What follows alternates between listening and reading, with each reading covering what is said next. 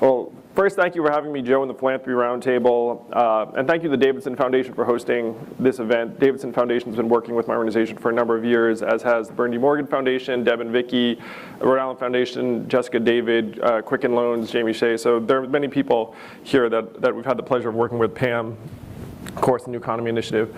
So I came into entrepreneurship through running the country's largest GMAT prep company. How many of you guys went to business school? Guys and gals went to business school. All right, how many of you all went to law school? All right, a few of you. So I went to law school, graduated in '99, didn't know what to do, so I became a corporate attorney for 5 months. Disliked it that much. And so then I left to start a business that flopped. Found, wow, entrepreneurship super hard. I was pretty good at school, not so good at starting a business, it turned out.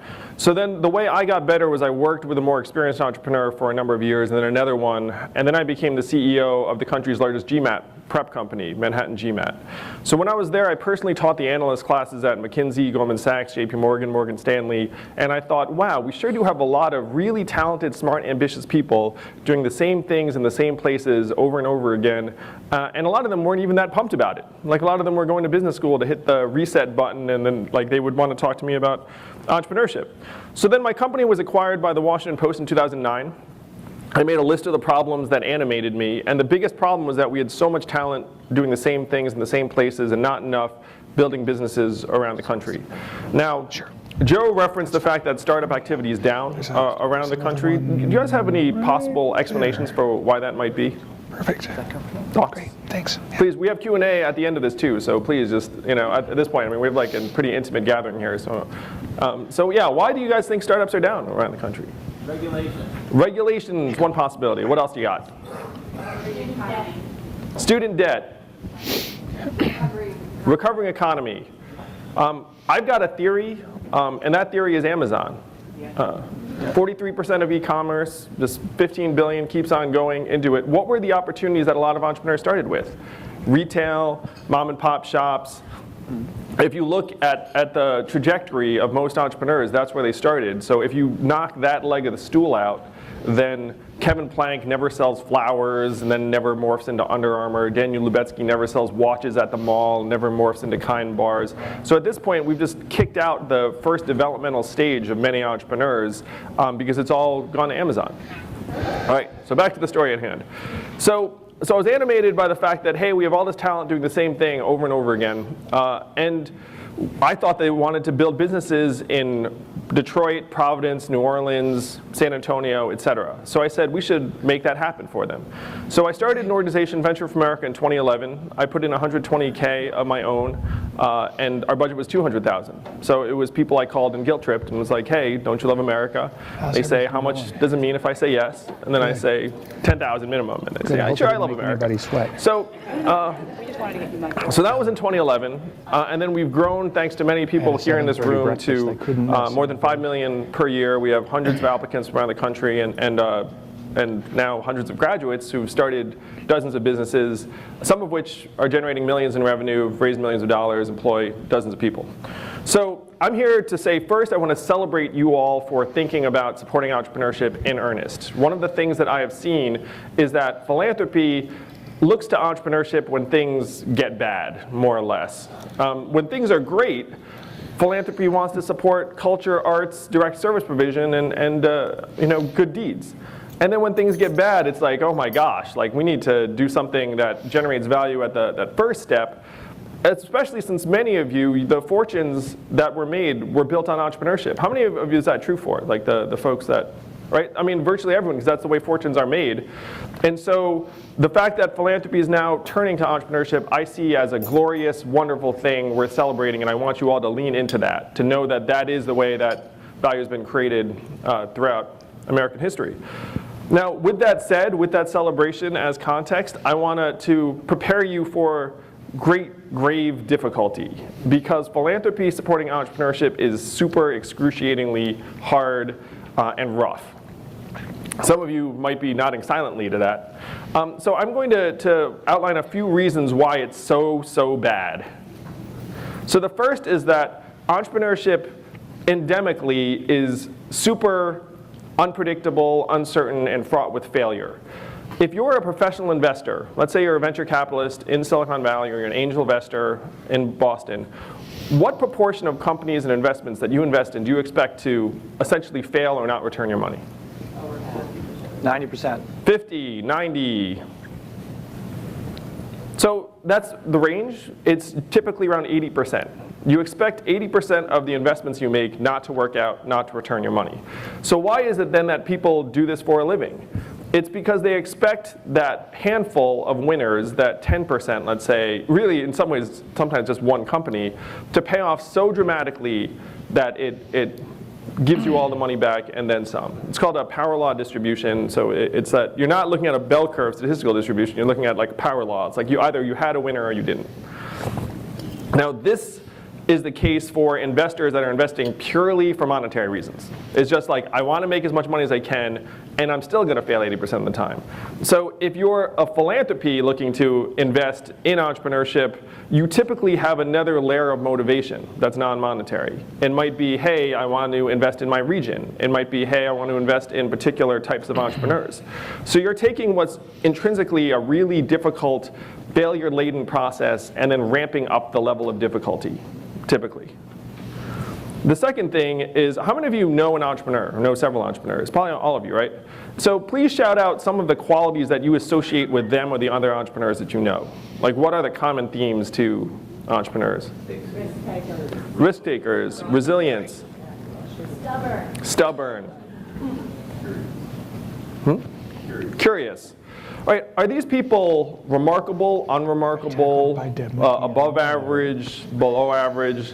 Like in terms of their personal qualities? I mean, they're kind of distinct. They're what we call at Venture for America spiky. It's not something that's probably going to But typically, if you're going to be an entrepreneur, you need to have the capacities to be able to start and run an organization and manage a high level of resources, which makes you unusual. That's not like a normal makeup.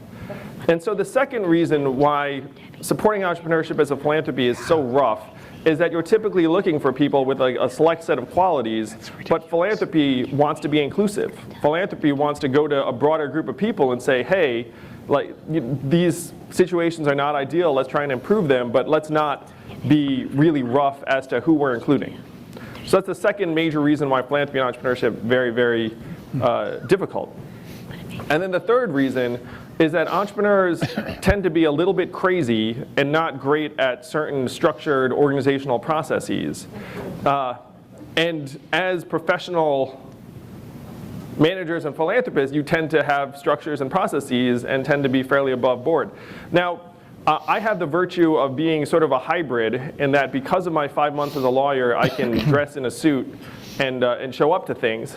So in many ways, I'm like the entrepreneur like translator. But many entrepreneurs in your communities are not of that background. They're going to be typically very solitary, isolated, heads down, grinding away at a business. And then if you put up some initiative or competition or something, they're not going to see it, they're not going to pay attention to it. So these are the three main reasons in my view that supporting entrepreneurship via philanthropy is very, very excruciatingly hard.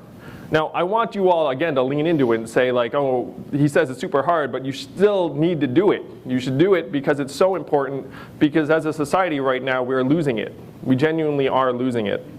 So I started this organization, Venture for America, and we had these three difficulties, and we addressed them in a few ways. So I want to feed them to you and just say, hey, if they're useful to you, feel free to adopt. So the first is that it's an unpredictable, failure-laden process. So the way that we adjusted for this is the same way that professional investors adjust for this, is that one, you make a lot of bets, and two, when you see something winning, you lean into it. So here in Detroit, we've brought over 100 young people over the last 5 years, and now we have over 20 of them that are founders or co-founders of their own businesses. So if you have 100 then you can expect like a certain proportion to head in the direction you want them to, regardless of what happens with other people in that group. And then when they identify themselves and they're making progress, then you say, okay, we're now going to like pile resources in. And this is the way professional investors make money too, where well, as soon as they see their winner, they're just like, let's give them all the money. So it's not going to look like a normal curve. Again, you're thinking power law. So number one, spread your bets and then pile in. The second is this inclusiveness, is the fact that entrepreneurs tend to have certain personal qualities, and you're trying to be inclusive. So Venture for America tried to address this in two ways. One, we cheated, which is we went around the country and said, hey, we're the most talented young people we can find who want to head down this road, and then let's bring them in. So one of the things that drove me from running Manhattan Prep is that our country identifies talented people and just funnels them down certain roads. So Venture for America was trying to get some of those people to go down a different road, a road that we'd be more excited about, and I say you all would be much more excited about, which is instead of having the 50,001st banker, no offense to the bankers in the room, but let's try and get that person to start a business in Detroit. And so the way we cheated was that we took very, very talented people that were heading down other roads and tried to divert them. Now, I'm happy to say that those people included, our last class was 43% women, 18% people of color, so we're striving for diversity and representation among the people that we recruit and train, but they are very, very talented people, by and large. The second thing we did to address the inclusiveness is that we changed the parameters. So if you say, hey, start a business, that's a particular process, very, very difficult. The way that Venture for America fellows come in is that we train them in a cohort, so they have a supportive network and tissue and best friends and people they can commiserate with. And then we don't have them start a business from the get-go. We have them work at an existing startup or growth company with an existing mentor for 2 years. So there's like a development path. And then at the end of 2 years, 15 to 20% of them start their own business. So if we'd said from day one, start your own business, that would have been a bridge too far for many of them. Instead, we said, look, work at the startup, help it succeed, and then if you do well. And then the third thing, so the third thing we did, so the first was, sorry about this, give me a sec. It was, the third thing is that entrepreneurs are crazy. Sorry, forgot about that. So the way that we overcame that is that we did what we'd recommend you all do, which is one, you dig for talent. So instead of putting up the sign saying, hey, this is our initiative, come find us, you actually have to exert resources to go find the people, and then whatever your barriers are, try and lower them. So what we did is we went to literally like seniors in college, 21, 22-year-olds, and said, hey, do you want to be an entrepreneur? We're going to try and make it as appealing as it is to join a management consulting firm or go to law school or these other things. We're going to invest tens of thousands of dollars recruiting you. Because the smart people in these schools are used to being recruited by large firms that spend tens of thousands of dollars on doing so. The financial services industry spends about $50,000 per recruit. So if you expect people to come to your community and start businesses, then you have to put some resources to work, and that's what we did. So one, you have to dig for the entrepreneurs, and two, you have to make the process fit their perspective and experience as opposed to make it more institutional.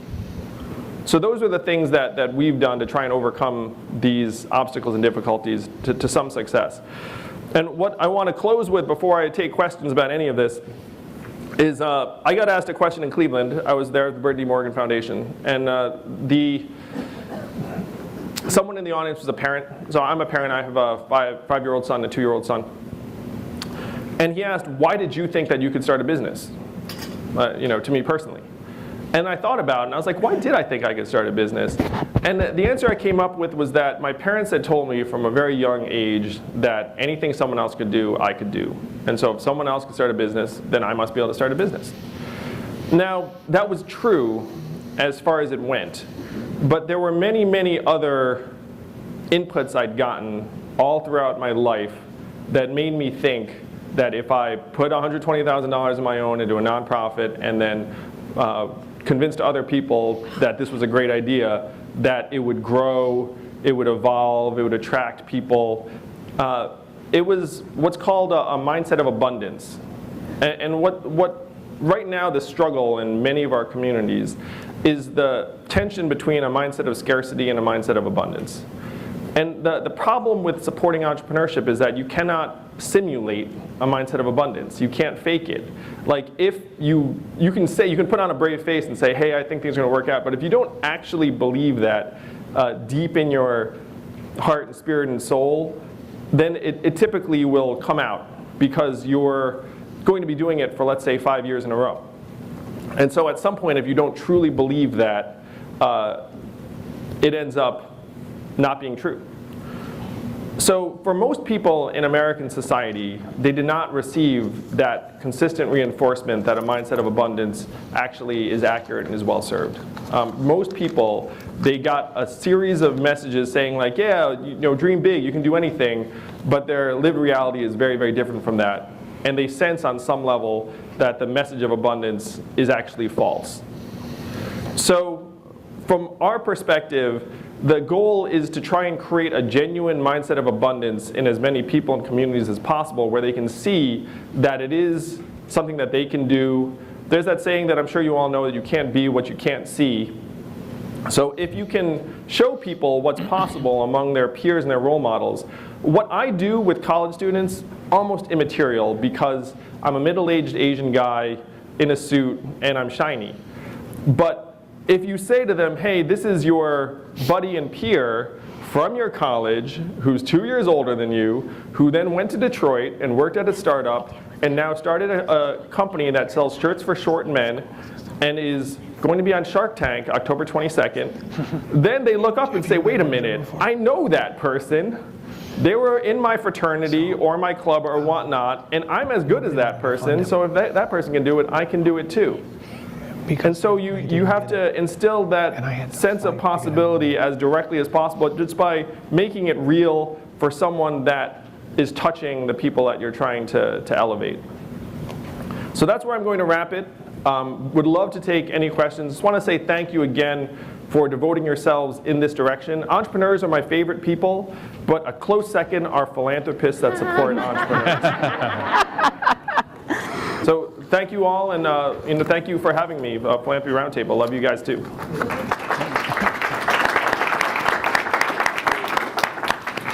Yes.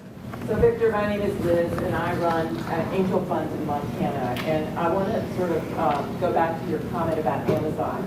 So I spend a lot of time in Seattle. There are more cranks there than any city in America now because Amazon is driving innovation over the top with consumer products again, which I actually understand. Much more like good message than I understand. So I think one of the tensions that we have is, entrepreneurs solve problems, but they're also driving innovation. I mean, Henry Ford, nobody thought people were going to buy cars, right? People were still investing in the buggy business. So I think we've got to be really realistic about, we're way too comfortable in this country. We have only first world problems in a lot of ways. And I think that drives this sort of, we are abundantly lucky to live in America, and we can't, I love the local idea, but we've got to act local, but we still have to think globally. I want you to comment on that.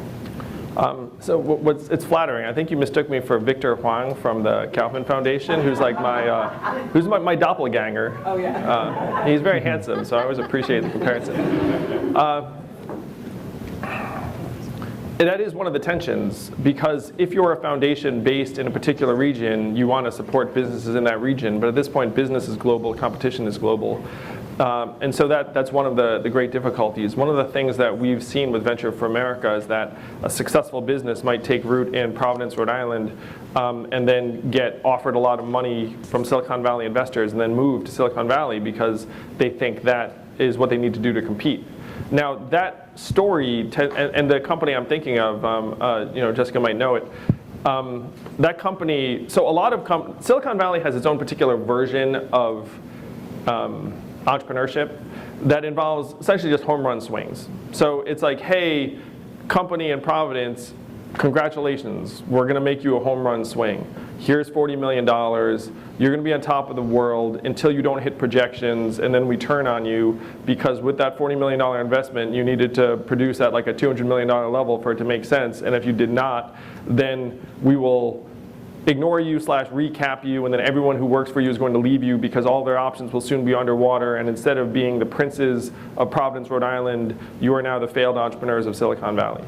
But we don't care because these other guys over here actually did get to that billion-dollar level, and so we'll make our money and our LPs will be happy. So that is the story that's going on around the country. It's not great. I think one of the reasons Joe brought me here was my piece on sexy and unsexy entrepreneurship. And sexy entrepreneurship has a lot of advantages, not advantages, but it has a lot of structural advantages because there's just a lot more money involved. And so they can throw larger checks at businesses that have a potential to scale. So if you're thinking, are you based in Seattle? No, you're based in Montana. I'm in Montana because my problem was I knew there were smart people and there was no money, but I knew there was money everywhere. It just wasn't organized in a non-traditional area. And there's a myth that money is the lacking thing. It's not. Agree. There's money everywhere for good ideas. So what is the lacking thing? Talent, people, organizations, like that. So that's what fuels Venture for America is. There are three things that companies need: capital, human capital / team and talent, and then product market fit. And so in our mind, if you have the right human capital, team and talent, you can get the money because the money follows the talent. One of the thought experiments I've said in San Francisco is like, hey, if you all move to Detroit tomorrow without your money, what would happen? And you were moved to Detroit permanently.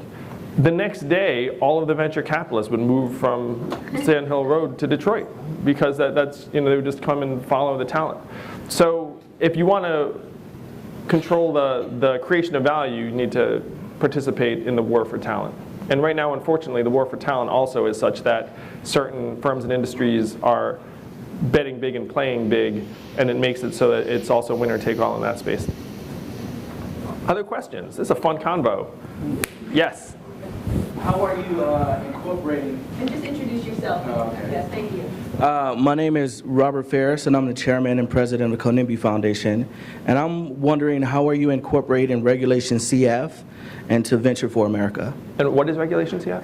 The crowdfunding regulation from the SEC. Oh yeah, love crowdfunding. So what happens is, in the middle of the second year of Venture for America, we have a crowdfunding competition and we put prize money against it. So this is another useful thing for philanthropy, where you can have a multiplier effect if you create a crowdfunding competition and then say whoever raises the most in this day. So I've been both the overseer of a crowdfunding competition and a participant. And man, being a participant, it's like, how many of you guys have bought something on eBay? And then like the last minute, you're like, I have to game and like get that person. So crowdfunding competition is almost exactly like that, where I remember vividly still this day. I've been through so many things the last 6 years, but I still remember this night so vividly because it was us at this one other organization, and the prize was, I believe it was $200,000. Whoever crowdfunded the most by this date gets an extra $200,000. So I was calling my friends at like 11:55 being like, and the maximum increment was $10,000. So I had like 8 people lined up to each give $10,000 at like 11. The whole thing was insane. Like I maxed out 2 of my credit cards personally and was like looking for a spare. Oh my gosh. Yeah. And we lost. And the reason we lost, I maintain to this day, was that the organization we lost to was based on the West Coast. So midnight for us was 9 p.m. for them. So I was sort of restricted in who I could call at midnight, but they could call anyone. That's why we lost. Anyway, so I'm giving you that insight just to let you know that entrepreneurs are subject to deadlines and pressures and whatnot, and we too can be spurred to perform. Like, did I enjoy that experience? No. Am I glad we did it? Yes, because we did end up raising an extra $100,000 and then got a $100,000 prize, and all these things happened. And then you end up identifying. So you can use crowdfunding as a resource multiplier, and that's more possible now with the new regs. It looks like I have time for one last question. Sorry, man. I'll get you after. Sorry about that. No, not at all, not at all. Ken Robinson, I'm with Dr. Phillips Charities out of Orlando. You talked about recruiting entrepreneurs. It is on. It wasn't on a second. You talked about recruiting entrepreneurs. So you hear so much in the tech industry. What are you recruiting entrepreneurs for? If it's not into retail, if it's not into what sectors? So Venture for America is a 2-year fellowship program for aspiring entrepreneurs. And we recruit them to work at local companies in Cleveland, in Detroit, in Baltimore, in Providence. And so the industries they work in are based upon the industries that the companies that are in that region operate in. So as an example, there was a small e-commerce company that Dan Gilbert invested in here in town. We recruited an engineer from North Carolina who came and worked at that company for 2 years and then started that Shirts for Short Guys company called Ash and Erie that again you should, so that's the cycle. We bring them in and they work in the industries that are local to that region. And I think that was my last question. So I just want to say thank you again. I'll be here throughout the day. So if anyone has any questions for me about Venture for America or anything else, please do grab me. It's such a pleasure to be here. Thank you all.